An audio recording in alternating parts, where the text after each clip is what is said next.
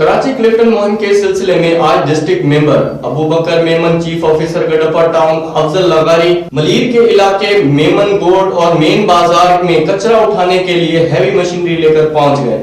मजीद देखते हैं यूनुस आजाद की इस रिपोर्ट में।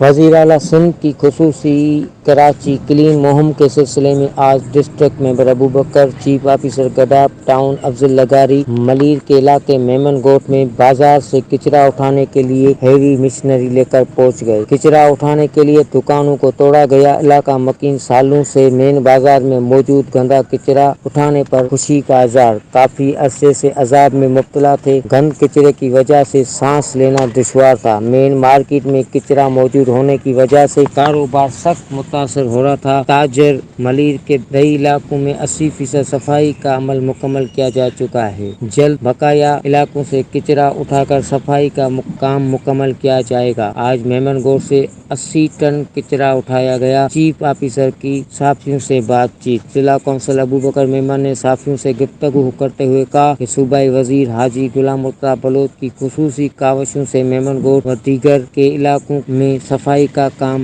बेहतर हुआ है।